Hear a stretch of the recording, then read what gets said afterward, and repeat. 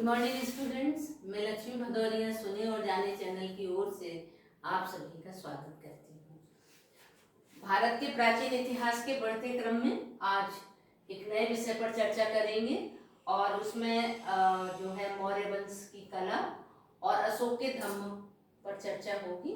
इससे पहले भी 3 वीडियो डाले थे, उनमें जो है मौर्य वंश के जो तीनों महान शासक हैं उनके बारे में आपको समझाया था और तमाम परीक्षा उपयोगी प्रश्नों को भी बताया था।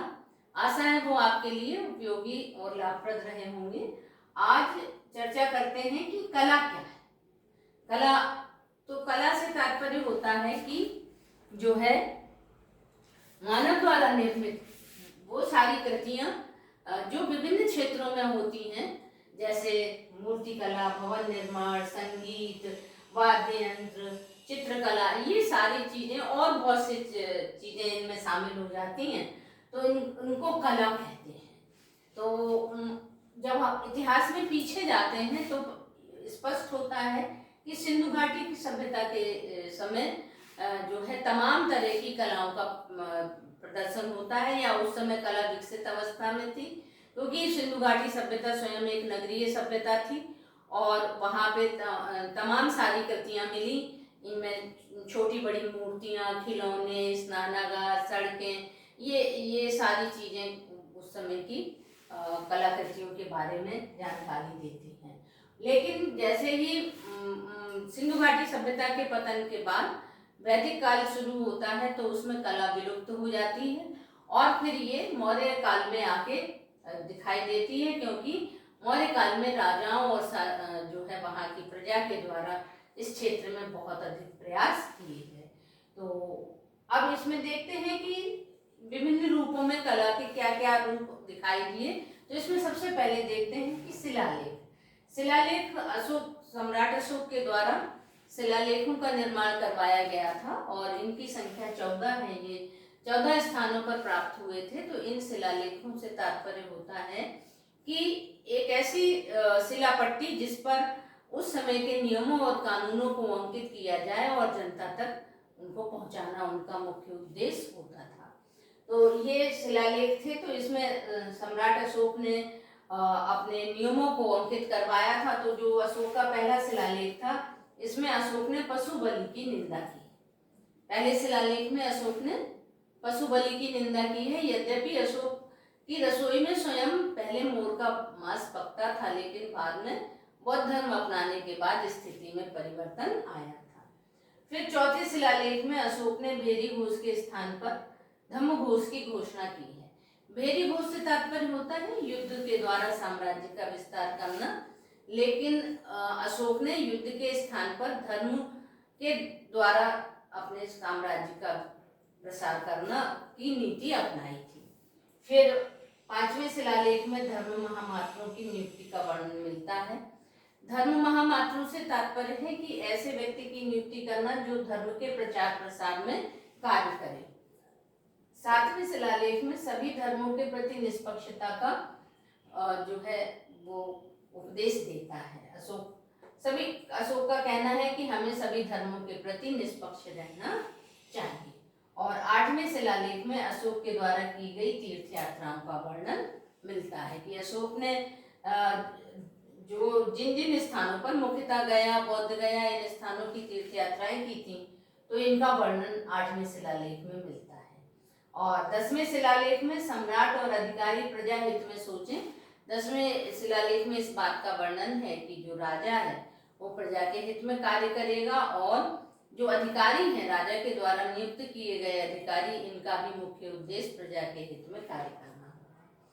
13वें शिलालेख जो सबसे महत्वपूर्ण शिलालेख है, इसमें कलिंग युद्ध का वर्णन है और अशोक के हृदय परिवर्तन का वर्णन मिलता है कि किस तरीके से कलिंग युद्ध होने के बाद अशोक के हृदय में परिवर्तन हुआ और अशोक ने युद्ध को त्याग दिया और बौद्ध अनुयायी हो गया। फिर 14वां शिलालेख है, इसमें जनता को धार्मिक जीवन जीने के लिए प्रेरित किया गया है। और इन शिलालेखों की खोज 1750 में, कब? 1750 में पटेदी पेंचर ने की थी और इन्हें पहली बार पढ़ने में सफलता 1837 में जेम्स प्रिंसिप नामक व्यक्ति ने वो प्राप्त हुई थी। इन्होंने ही पहली बार इन शिलालेखों को पढ़ने में सफलता पाई थी। और इन शिलालेखों में ब्राह्मी, खरोष्टी, ग्रीक, अरमाइक लिपि का प्रयोग हुआ है। लिपि मतलब लिखने की जो कला थी। तो ब्राह्मी और खरोष्टी तो उस समय प्रचलित लिपियां थी, लेकिन ग्रीक और अरमाइक उस समय जो विदेशी आक्रमण हुए थे उनका प्रभाव देखने को मिला था। तो ये जो शिलालेख सीमा प्रांतों पर लगे थे, तक्षशिला और कांधार में, वहां पर ग्रीक और अरमाइक लिपि का प्रयोग हुआ है। और जो शिलालेख अंदर की ओर लगे थे, यहाँ पे ब्राह्मी और खरोष्टी लिपि का प्रयोग हुआ है। फिर आगे बढ़ते हैं और जो अगली कृति आती है वो स्तंभ है। इनकी संख्या 7 थी। तो स्तंभ एक प्रकार का खंभा होता था जिसमें जो है लिखा जाता था, उसके बारे में बताया जाता था। तो जो सबसे प्रसिद्ध जो स्तंभ है वो सारनाथ का स्तंभ है। यहाँ पे चारों ओर जो स्तंभ का शिखर है उस पे चारों ओर मुंह की ये सिंह बैठा है। और ये यही भारत का राष्ट्रीय चिन्ह है। इसे अशोक चिन्ह की उपमा दी गई है। और इसकी जो प्लेटफॉर्म है, जो नीचे का स्थान है, वहां पे घोड़ा, हाथी, सिंह और बैल की आकृतियां बनी हैं। और इन घोड़ा और हाथी के बीच में एक चक्र है जिसमें 24 तीलियां बनी हुई हैं। और ये भारत के राष्ट्रीय तिरंगे में इसको स्थान प्राप्त है। और जो स्तंभ हैं ये अधिकांशतः बिहार राज्य में मिलते हैं। ये बिहार राज्य है, यहाँ पे अशोक के द्वारा स्तंभों को लगवाया गया था। फिर आगे बढ़ते हैं और गुहा लेखों के बारे में चर्चा करते हैं। तो गुहा लेख से तात्पर्य है कि गुफाओं का निर्माण करना। तो गया के पास बराबर की जो पहाड़ियां थी, इनमें आजीविकों के निवास के लिए अशोक ने गुफाओं का निर्माण करवाया था। तो आजीवक एक संप्रदाय था और आपको याद होगा कि बिंदुसार आजीवक संप्रदाय का अनुयायी था। और बाद में अशोक के नाती दशरथ ने नागार्जुन पहाड़ियों में गुफाओं का निर्माण करवाया था। इसके भी साक्ष्य मिलते हैं। और स्तूप ये बौद्ध कला से संबंधित एक महत्वपूर्ण जो है कलाकृति है, भवन निर्माण से संबंधित। तो ये जो है यहाँ पे बौद्ध भिक्षुओं के अवशेष रखे जाते थे। स्तूप में क्या होता है कि जो बौद्ध भिक्षु होते थे उनके अवशेष सुरक्षित रखे जाते थे। तो अशोक के द्वारा सांची और भरहुत में स्तूपों का निर्माण कराया गया है। तो ये स्तूपों की आकृति इस तरह होती थी, नीचे ऊंचा स्थान और उसके ऊपर जो है उल्टा कटोरा जैसा आकृति दिखाई देती थी और इसी में उन भिक्षुओं के अवशेष रखे जाते थे। तो जो सांची का स्तूप है ये बहुत अधिक प्रसिद्ध है, ये मध्य प्रदेश में स्थित है। और फिर राजप्रसाद, तो चंद्रगुप्त मौर्य द्वारा पाटलिपुत्र में एक भव्य राजप्रसाद बनवाया गया था। विदेशी इतिहासकारों के द्वारा इस राजप्रसाद की बहुत अधिक प्रशंसा की गई है और इसकी अद्वितीय सुंदरता का वर्णन मिलता है। उनका कहना है कि ये जो राजप्रसाद है ये 80 स्तंभों पर बना था और इसकी छत जो है लकड़ी और पत्थर से बनी थी।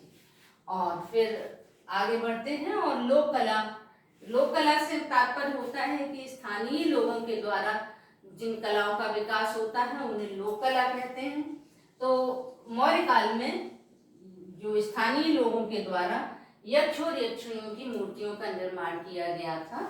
ये इन्हें देवताओं के दूत के रूप में मानते थे। लोग इनकी पूजा करते थे और इन्हें देवताओं के दूत के रूप में मानते थे और यहीं से मूर्ति पूजा या मूर्ति कलाओं का निर्माण शुरू हुआ। पटना के दीदारगंज में यक्ष और यक्षिणियों की मूर्तियां मिली हैं।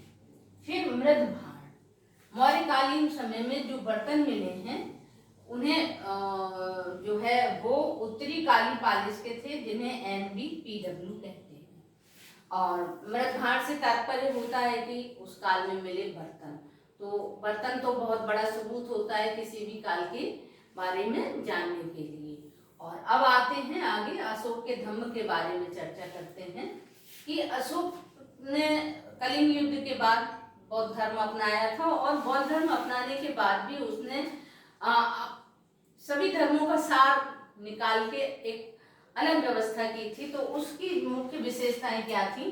तो अशोक का धर्म सभी धर्मों का सार था, जो बौद्ध धर्म के साथ नैतिकता पर आधारित था। किस पर आधारित था? नैतिकता पर आधारित था। और अपने दूसरे और सातवें स्तंभ अभिलेख में अशोक ने व्यक्ति के लिए दया, दान, सत्यता और सदाचार पर बल दिया है। अशोक ने क्या कहा है कि प्रत्येक व्यक्ति को में दया का भाव होना चाहिए, दान और सत्यता और सदाचार पर जोर दिया है। अहिंसा पर बहुत अधिक बल दिया है। अशोक कर्मकांड और बलि प्रथा के विरुद्ध था। जो आडंबर थे उनका विरोध करना था, और उस समय प्रचलित बलि प्रथा का भी अशोक ने विरोध किया था। उसने सभी संप्रदायों से परस्पर सहिष्णुतापूर्ण व्यवहार करने पर बल दिया, और 5वें शिलालेखों में धर्म महामात्रों की नियुक्ति पर जोर दिया। फिर अशोक ने लोगों को ईर्ष्या, क्रोध, पाप और क्रूरता त्यागने को कहा।